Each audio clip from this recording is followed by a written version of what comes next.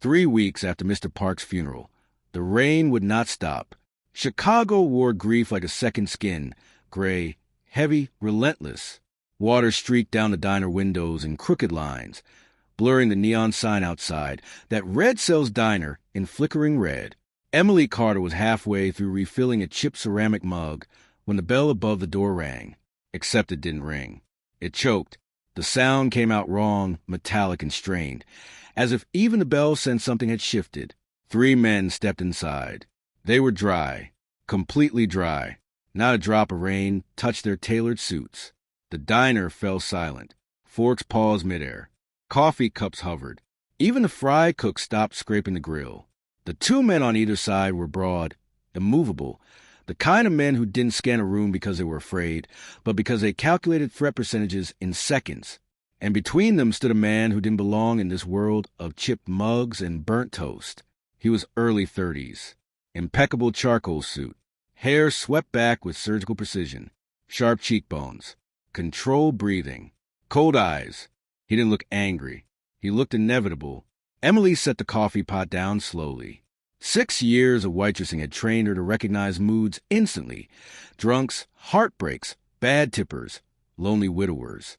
This wasn't any of that. This was power walking into a room that had never asked for it. She wiped her hands on her apron and approached. "Can I help you, gentlemen?" The man in the center looked at her, not at her face.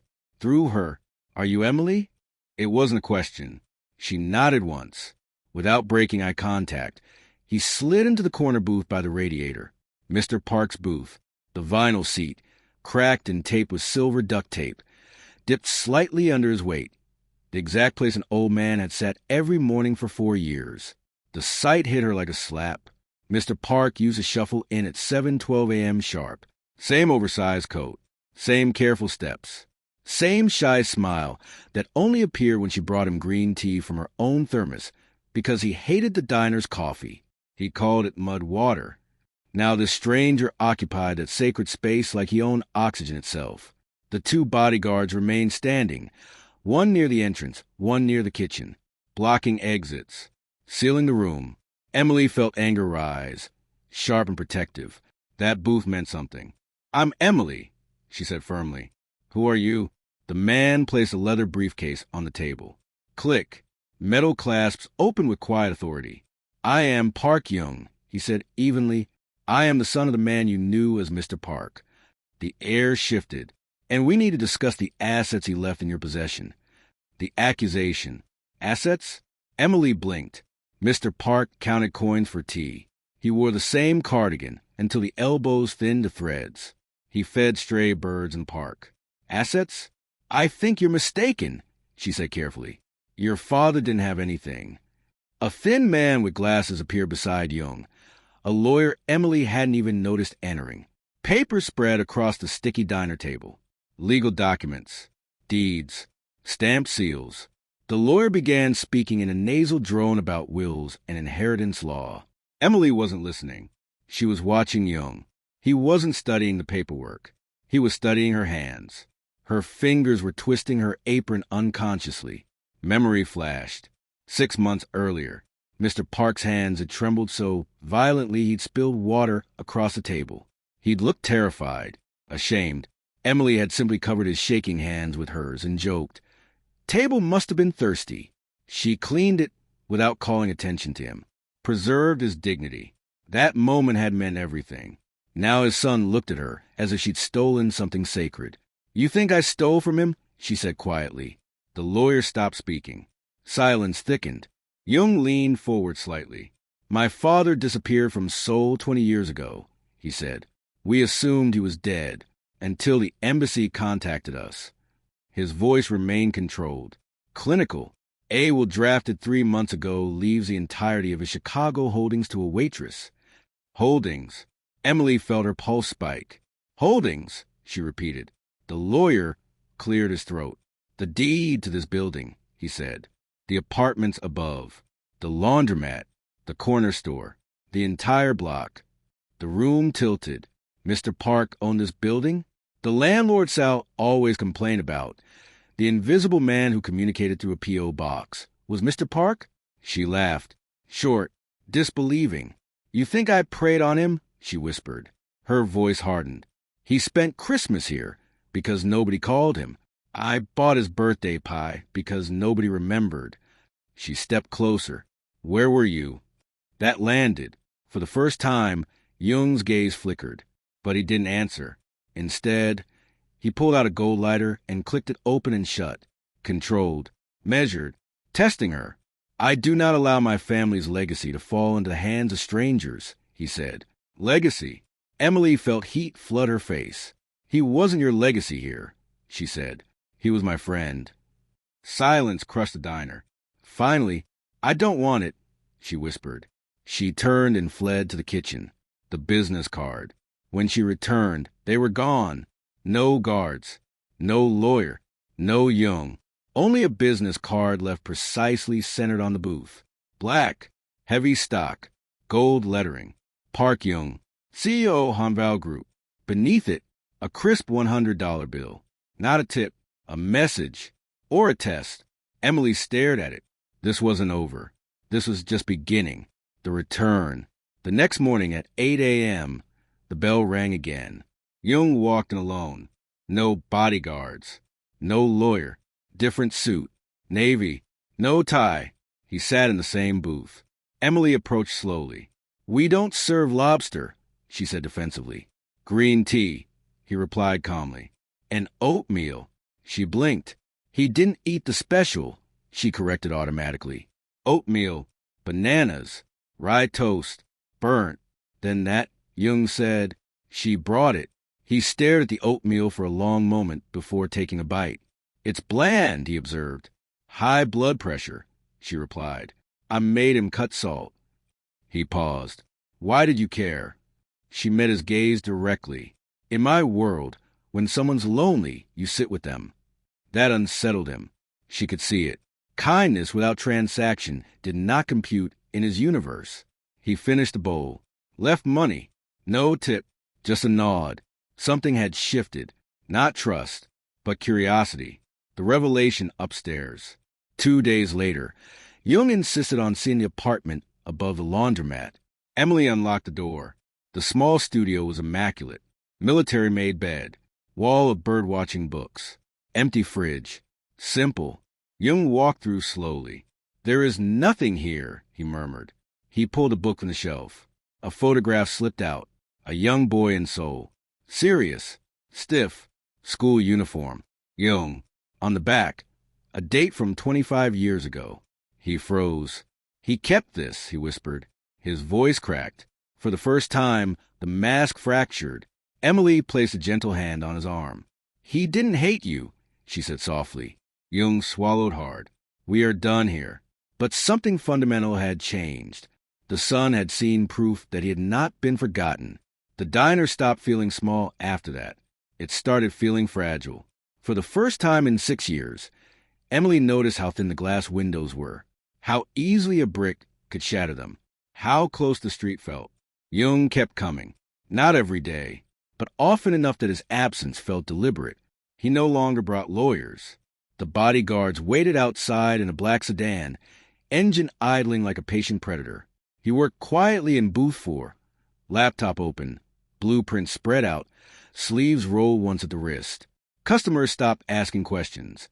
Chicago had a way of sensing what not to touch. Renovations.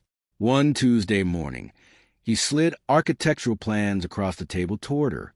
"The plumbing upstairs is 58 years old," he said flatly. "The electrical wiring is illegal under current code. The roof will not survive another winter." She crossed her arms. "He kept rents low," she replied. "He kept liability high." She stepped closer to the table. "He fixed Mrs. Gable's radiator himself because she couldn't afford a contractor." Jung removed his glasses slowly. "My father died with millions in offshore accounts." The words hung between them. "Then why live like that?" she asked. He didn't answer immediately. Instead, he looked around the diner, the chipped ceiling paint, the worn floor tiles, the booth. He was hiding. Jung finally said, "From what?" A pause. "From me." That unsettled her more than any threat could have. The first crack. It happened on a Friday night. The dinner rush had just tapered off. The air smelled of grease and coffee. Mrs. Higgins waved goodbye. Jung sat alone with his tea. Then his burner phone vibrated. The shift was instant. His posture tightened. His voice dropped into Korean. Sharp, clipped, violent. Emily didn't understand the language, but she understood tone. Someone was going to bleed. He hung up and stood abruptly. I have to go, he said. He threw cash on the table. Lock the doors. Do not open for anyone, not even police. There was no arrogance in his voice now, only urgency. He walked out. Through the window, Emily saw headlights slam to the curb, a black SUV, doors opening, and for a split second, a flash of metal in his hand. Gun. The vehicle sped off. Emily's stomach dropped. Mr. Park hadn't just been hiding from wealth. He'd been hiding from war. 3 days. Jung didn't come back for 3 days. Emily jumped every time the bell rang. Every car that slowed outside made her heart stutter. She told herself she didn't care. She told herself this wasn't her world. But when he finally walked in, she inhaled sharply. A bruise darkened his jaw. His left arm was stiff, movement restricted. He didn't sit in the booth. He sat at the counter, directly across from her. Up close, he looked tired. Human, I am returning to Seoul tomorrow, he said quietly. He slid a thick manila envelope across the counter. The building is legally yours. Renovation funds are included. She didn't touch it. You're running, she said. He gave a humorless laugh. My world does not allow for diners. She leaned closer. Then change worlds. His eyes flickered. You don't know what you're asking. Then tell me. Silence. For the first time, he looked at her not as a variable, not as leverage, but as someone asking him to be honest. There is a power vacuum, he said carefully. My father left an empire.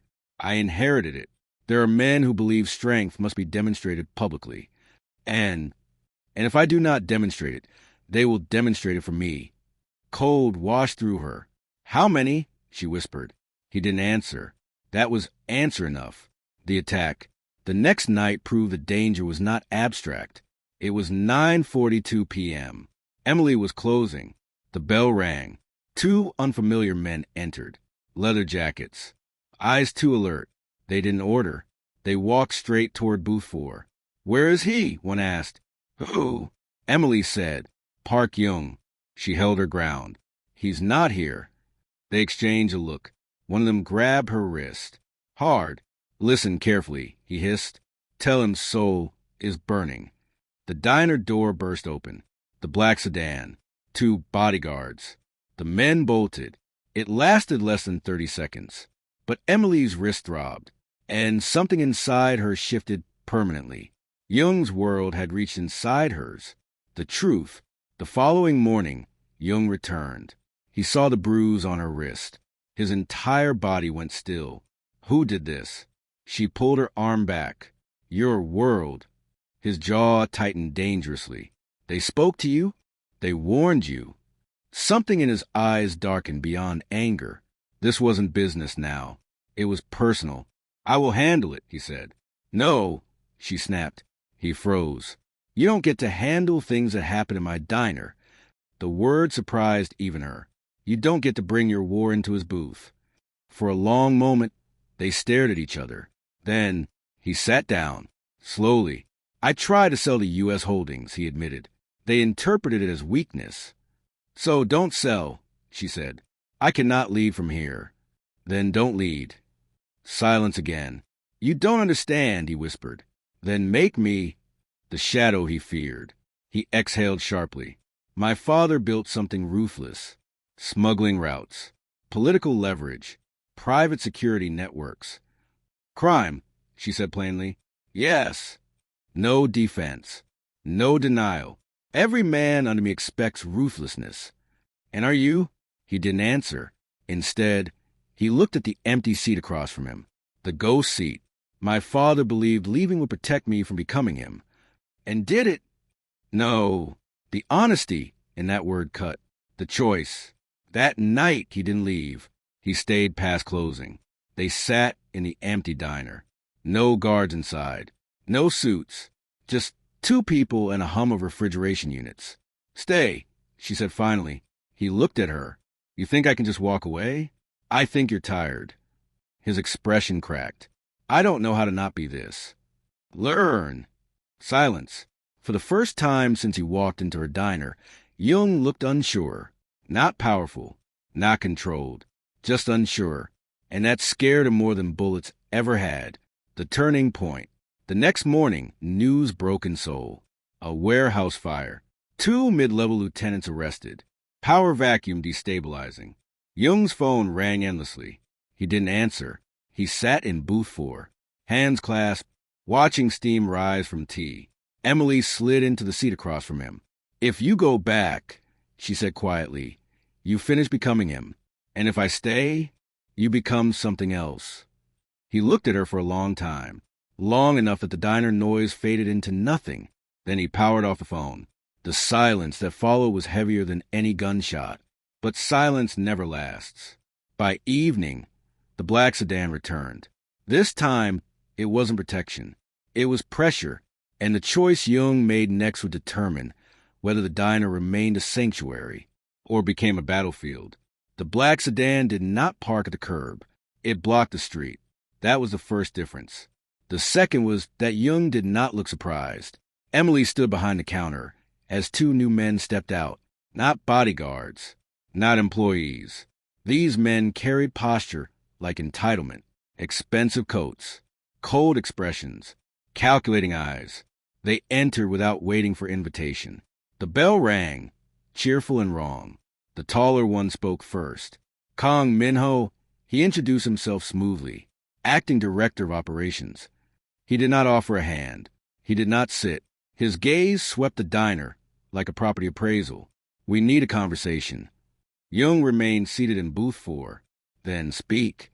Minho's eyes flicked toward Emily. Not here. Yes, Jung said calmly. Here. The tension thickened. Emily felt it physically, like pressure in her ears before a storm. Minho gave a thin smile. Seoul is unstable. Your absence is being interpreted as abdication. I did not abdicate. You shut down communication. Intentionally. That word shifted the temperature. The second man stepped slightly closer to Emily's side of the counter. Subtle, but deliberate. Your father never hesitated. Minho said softly. Jung's jaw flexed. My father also ran. Minho's smile vanished. And yet you sit in a diner. The insult was surgical. Emily saw something dangerous flicker in Jung's eyes. Not rage. Decision. The real threat. Minho turned toward Emily. You must be the waitress. Emily straightened. You must be the problem. Silence. The bodyguards near the door stiffened. Minho studied her. You are leverage, he said plainly. Jung stood so fast the booth rattled. Careful. Minho did not back down. You are allowing sentiment to compromise structural authority. That creates instability. Then stabilize it, Jung replied, with you in Seoul. No. The single word echoed. Minho's gaze hardened. Then we escalate. He turned and walked out. The second man followed. The sedan reversed sharply and disappeared down the block. The diner exhaled. Emily realized she had been holding her breath. The admission. That night, Jung locked the diner doors himself.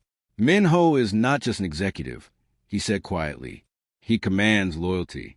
How many? She asked. Enough. And he wants you back. He wants control. And you? He looked around the diner. The scuffed floor. The chipped plates. The booth. I am tired of control. She moved closer. What happens if you refuse? A split. And violence. Here. He met her eyes. Yes. The word landed like ice. The line crossed. It happened 2 nights later. Emily was walking upstairs to Mr. Park's old apartment, now half renovated. When she heard glass shatter below, she ran down the stairwell. The front window of the diner had been smashed. A brick lay on the floor. Attached to it, a note in Korean. Jung translated silently. His expression did not change, but his breathing did. What does it say? Emily demanded. He hesitated. Then, return, or she bleeds. The simplicity of it made her stomach drop. Jung crushed the paper in his fist. This is my fault. No, she said sharply. This is your choice. He looked at her, stunned by the correction. You think staying is worth this risk? I think running is exactly what they want. He paced. For the first time, she saw panic. Not fear for himself. Fear for her. They will escalate, he said. Then end it. He stopped pacing. How? Lead differently. He almost laughed. You think I could dismantle a criminal infrastructure with moral persuasion? No, she replied evenly. But you can cut its head off. Silence. You mean Minho? I mean whoever thinks threatening waitresses proves strength. Something inside him hardened, not into anger, into resolve. The call. That night, Jung turned his phone back on. He dialed one number, put it on speaker. Minho answered immediately. I assume you have reconsidered. I have, Jung replied. Emily watched his face carefully. I will return to Seoul, Jung continued. Minho smiled faintly, but not to negotiate. The smile vanished. You misunderstand your leverage, Minho said coldly.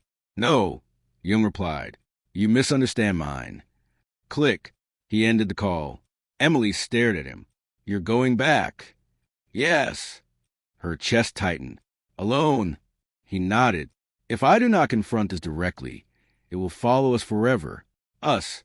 The word lingered between them. The goodbye that wasn't. He came to the diner before dawn. No suit jacket. No tie. Just a simple coat. The bodyguards waited silently outside. I leave in an hour, he said. Emily stood in booth 4. The radiator clicked softly behind her. Come back, she said. I will. You don't promise lightly. No. He stepped closer, close enough that she could see the faint scar near his temple she had never noticed before. If I do not return, he said quietly, sell the overseas accounts. Liquidate everything. Keep this building safe. You're talking like this is war. It is. Silence stretched. Then she did something neither of them expected. She reached up and hugged him. Not dramatic, not desperate, just steady. He froze for half a second. Then his arms wrapped around her. Tight, controlled, but real. When he pulled away, his composure had returned. Lock the doors at night, he said. I always do. He nodded once. Then he left. The bell rang, and the diner felt emptier than it ever had. The war abroad. The news from Seoul came in fragments. Financial restructurings. Executive removals. 2 arrests. 1 unfortunate incident involving Kong Minho. Emily didn't ask for details. She didn't want them. 3 weeks passed. No word. No postcard. No call. Just silence. Then, on a rainy Tuesday morning, the bell rang. Emily looked up, and there he was, bruised again, but standing, alone. He walked to booth 4, sat down. She approached slowly. You're alive, she said. Yes, and it is finished. She searched his face. No more threats. No more empire. Her breath caught. You dismantled it? I dismantled the parts that required dismantling. And the rest? He looked at her. They will transition into legitimate holdings. You sound tired. I am. She poured him green tea. He wrapped both hands around the mug. The steam rose between them. I chose, he said quietly. Yes, she replied. You were right. She smiled faintly. I usually am. A ghost of a smirk appeared. Small, but genuine. For the first time since she met him, Jung looked lighter. Not innocent, not pure, but unburdened. The new beginning. That afternoon, he walked upstairs with her. The apartment renovation was nearly complete. Fresh paint, refinished floors, new wiring. He stood in the doorway. May I? He asked. It wasn't about the room. It was about staying. Emily nodded. Yes. He stepped inside. Not as a CEO, not as a kingpin, just as a son, just as a man. And for the first time in decades, he did not feel like he was running. 6 months later, the scaffolding came down. The brick facade of the building looked brighter now, not new, but restored. The mortar lines were clean. The windows reflected sunlight instead of grime. Flower boxes bloomed beneath the second-floor apartments, bright splashes of red and yellow against Chicago brick. But the sign above the diner hadn't changed. Sells Diner still flickered in uneven neon. Emily had insisted. Some things don't need upgrading, she'd said. Inside, the rhythm remained familiar. Coffee hissing, plates clattering, Mrs. Higgins complaining about the weather, college students arguing philosophy in booth 4, completely unaware of the history beneath their elbows. But something fundamental had shifted. The building no longer felt fragile. It felt rooted. A different kind of power. Jung didn't move back to Seoul. He didn't announce it publicly. He didn't issue statements. He simply stopped returning. The restructuring overseas continued through appointed directors. Legitimate investments replaced shadow accounts. Private security firms were sold. Shipping contracts audited. It wasn't clean. It wasn't pretty, but it was intentional. And in Chicago, Jung took on a quieter role. He didn't sit at booth 4 every day anymore. He sometimes helped Mrs. Gable carry groceries upstairs. He negotiated contractor prices for plumbing upgrades. He paid for a new refrigeration unit without leaving his name on the invoice. Power redirected. Emily noticed the difference in him first in the small moments. He laughed once, genuinely, when Sal burned an entire tray of toast. It startled everyone, including him. The ghost seat. One afternoon, during a lull between lunch and dinner, Jung sat alone in booth 4. The radiator clicked softly.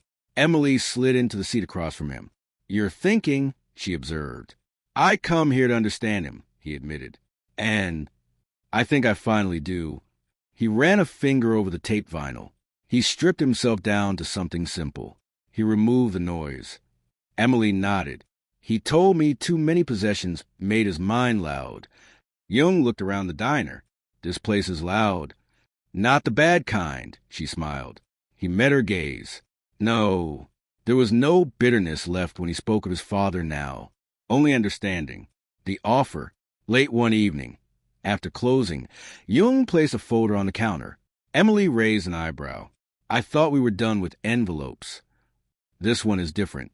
She opened it. Architectural renderings. Community space. Reading room. Youth mentorship center. "You're expanding?" she asked. "I am repurposing." He leaned back slightly. "My father built something out of fear. I would like to build something out of choice." "You don't have to prove anything," she said softly. "I know." Silence. Then, "I want this building to anchor more than nostalgia." She looked at him carefully. "And where do you fit in this land?" He hesitated. "Wherever you think I should." The vulnerability in that sentence was heavier than any confession. The question, it wasn't dramatic. There were no fireworks, no grand gestures. It happened on an ordinary Tuesday. Rain tapping lightly against the windows. Emily wiping down the counter. Jung sitting on a stool instead of the booth. "Do you regret it?" she asked suddenly. "Regret what?" "Staying." He didn't answer immediately. He studied the steam rising from his tea. "I regret not staying sooner," he said. Her hand paused mid-wipe. "And if they come back?" "They won't." "That's confidence." "No," he corrected. "That's closure." She watched him for a long moment. "You're not running anymore." "No." "You're not hiding either." "No." She nodded slowly. "Good." The postcard.